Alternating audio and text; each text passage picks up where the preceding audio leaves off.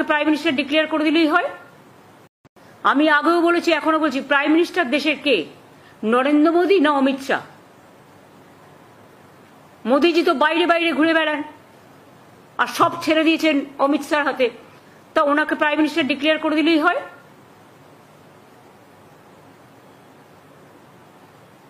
বকলমে তো দেশটা উনি চালাচ্ছেন এবং পলিটিক্যাল পার্টির লোকেরা যা বলছে তাই করছেন, কোনো সিস্টেম মানছেন না। টোটালটা গদি মিডিয়া হয়ে গেছে।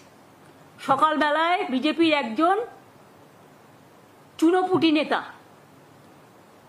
তিনি ডাইরেকশন দেয় মিডিয়াকে, আজকে এই খবর যাবে, আজকে এই খবর যাবে না। আর যদি কোনো সাংবাদিক বিরোধিতা করে তাকে কোম্পানিকে বলে তাড়িয়ে দেওয়া হয়, তাকে রাখা হয় না এবং মিডিয়াকে শিখিয়ে দেওয়া হয় কোনটা করতে হবে কোনটা না করতে হবে। বিজেপি করলে সাতকুর মাপ আর অন্যরা কিছু বললে সেটা বন্ধ ঝাঁপ। গদি মিডিয়া আবার বড় বড় কথা বলছেন, এটা আপনাদের মুখে মানায় না।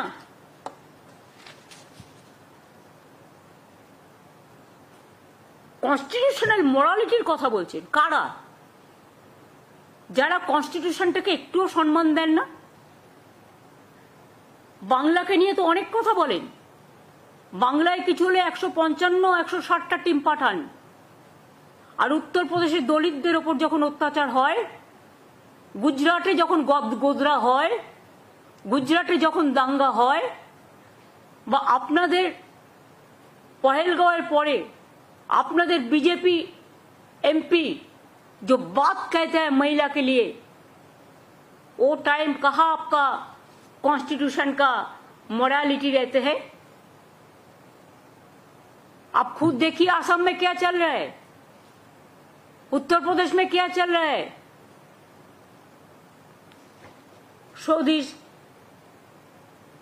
murder of democracy and murder of fundamental rights, लोकतंत्र को हत्या, फेडरलिज्म को हत्या, फेडरलिज्म जो हमारा संविधान में जिसको मर्यादा है, संविधान की हत्या, राज्यগুলোকে অর্থনৈতিকভাবে পঙ্গু করে দেওয়া, গায়ে জোরে ডিমনিটাইজেশন থেকে শুরু করে ডিসেন্ট্রালাইজেশন অফ পাওয়ারটাকে ক্র্যাশ করে টোটাল স্টেট গভর্নমেন্টগুলোকে বুলডোজ করছেন। আপনাদের কাছে কনস্টিটিউশন ইমোরালিটি সম্বন্ধে জানতে হবে। जुमला सरकार, आप तो हर रोज लोकतंत्र को हत्या करते हैं।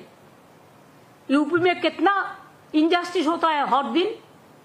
क्या हुआ मध्य प्रदेश में, भोपाल में क्या हुआ, राजस्थान में क्या हो रहा है, मणिपुर में क्या हो रहा है। शर्म होना चाहिए।